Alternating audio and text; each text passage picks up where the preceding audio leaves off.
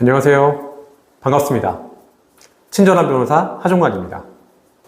오늘도 지난 한 주에 있었던 외국한 거래 관련 이슈를 소개해드리고자 합니다. 지난주 굉장히 뜨거웠던 이슈였죠.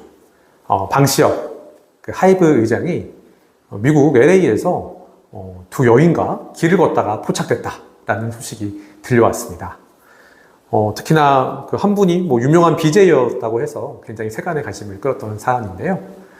저 같은 경우에는 아무래도 외국한 거래 업무를 자주 처리하던 사람이다 보니까 그 이슈보다도 방시혁 의장이 미국에 저택을 하나 가지고 있었구나 라는 사실에 좀 더 주목을 했습니다. 사실 이 방시혁 의장이 미국에 주택을 매입했다라고 하는 소식은 올해가 아니라 작년 23년 4월경에 뉴스로 보도되었던 적이 있습니다. 그럼에도 불구하고 당시에는 그렇게 큰 화제가 되진 않았었는데요. 이번에 아주 굉장히 주목을 받았죠. 이 하이브에서도 이렇게 굉장히 총수라고 할 수 있는 이 방시혁 의장의 주택 보유 사실 이런 것들을 공시를 안 했다라고 해서 조금 문제가 됐었던 것 같고 다소 뒤늦게 하긴 했지만 공시를 완료를 했습니다. 그래서 그 공시 내용을 봤더니 이 방시혁 의장이 벨에어 스트라델라라고 하는 미국 법인을 설립을 했고요. 그 미국 법인이 이 LA에 있는 주택을 구입했다. 이 사실을 확인을 할 수가 있었습니다. 이 벨에어 스트라델라 LLC라고 하는 미국 법인은 2022년 2월 24일에 이미 설립된 것으로 확인이 됩니다. 그리고 지분은 이 방시혁 의장이 전부 다 소유하고 있고요.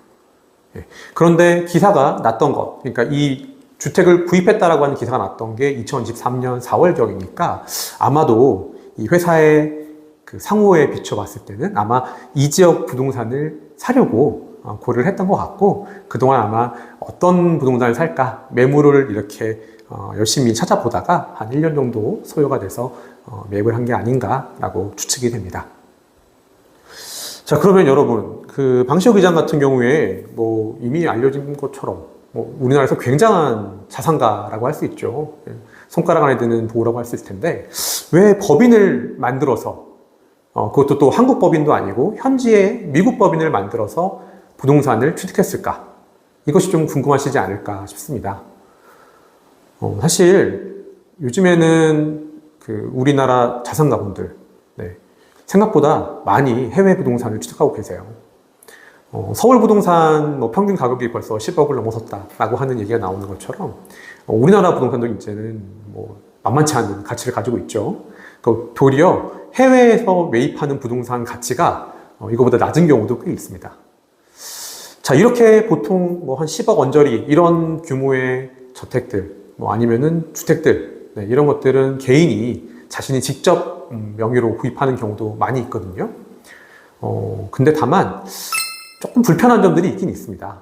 어떤 게 있냐면 이 주택이 정말 주거를 할 것이냐 아니면 투자를 하려는 것이냐 이런 것에 대한 확인도 필요를 하고요. 그리고 또 이 주택을 나중에 매도를 해서 차익을 얻었을 때 이런 경우에도 아무래도 이 개인으로서 어떤 세금에 대한 신고도 그렇고 또 이렇게 명의가 바뀌었을 때마다 당국에다가 계속 보고를 해줘야 될 것들이 있거든요. 심지어는 이 주택을 이 건물을 제가 계속 가지고 있습니다 라고 하는 것들도 일정 기간마다 한 번씩 보고를 해줘야 될 의무가 있습니다. 그러니까 아무래도 개인이 이런 일을 하기는 조금 번거로운 면이 있겠죠. 그렇기 때문에 아무래도 법인으로 하는 것이 편했다라고 생각을 할 수도 있을 것 같아요. 자, 다만 법인으로 하는 경우에도 장단점이 있습니다. 먼저 장점이라고 할 수 있는 것은 이 방시혁 의장과 마찬가지로 현지의 법인을 설립해서 그 법인이 부동산을 취득한다라고 하면요, 이 법인은 한국 법인이 아니라 그 현지, 그 부동산이 소재하고 있는 나라의 법인이 되겠죠. 그렇다면 해당 법인에 대해서는 그 나라는 이 법인이 누가 지분을 가지고 있는지, 외국인이 지분이 얼만큼인지 이런 것들을 많이 따지기보다는 이미 현지 그 나라의 법인이기 때문에 그 나라에 있는 다른 어떤 법적 주체들하고 차별을 받지 않고 동등하게 대우를 받는다라고 하는 부분이 분명히 장점이 될 수 있을 겁니다. 예컨대 이제 꽤 뜨거웠던 일본 부동산. 특히나 일본 같은 경우에는 뭐 우리가 생각하기에는 너무나 놀랄 만큼 낮은 이율로 많은 돈을 빌려서 부동산을 구입할 수 있는 기회가 있거든요. 그런데 만약에 일본 부동산을 한국인 개인이 매입을 한다라고 하면은 일본은행에서 과연 그 한국인한테 론을 얼마큼 해줄까 의문이 드시죠?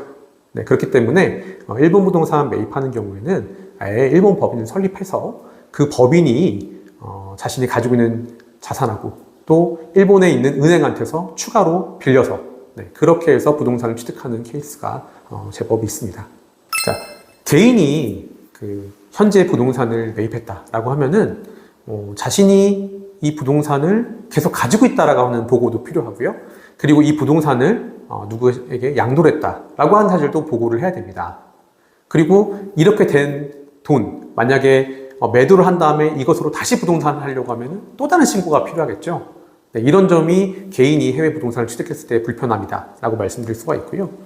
그에 반해서 이 개인이 현지에 법인을 설립을 하고 그 법인이 부동산을 사고 판다 라고 했을 때는 해외에 있는 법인이 부동산을 사고 팔 때마다 보고를 할 필요는 없어요. 네, 그 법인이 어떻게 운영됐는지에 대한 뭐 법인들은 늘 하는 연례적인 것들이죠. 그런 회계적인 사항만 한국에 보고를 하면 된다는 점에서 좀 편리한 점이 있다고 말씀드릴 수 있겠습니다. 어떠신가요, 여러분? 해외 부동산. 네, 사실 그동안은 굉장한 규모의 자산을 가지고 있는 분들, 아니면은 연예인들, 네, 이런 분들의 정말 한에 있는 것들이었다라고 하지만 점점점 요즘에는 한국뿐만이 아니라 해외에 있는 부동산을 좀 투자도 하고 싶다, 가지고 싶다라고 하는 분들이 늘어납니다. 이럴 때 어떤 방법을 택하는 게 좋을까라고 하는 거 많이 고민해 보셔야 되고요. 사실 외국환거래법도 그렇지만 나아가서 세법까지도 같이 고민하셔서 이 투자를 하셔야 될 사항이 아닌가 이렇게 말씀드릴 수 있을 것 같습니다. 자, 그러면은 또 다음에는 어떤 이슈가 있을지 저도 좀 기다려 보겠고요. 자, 오늘은 여기까지입니다. 다음 주에 또 만나요.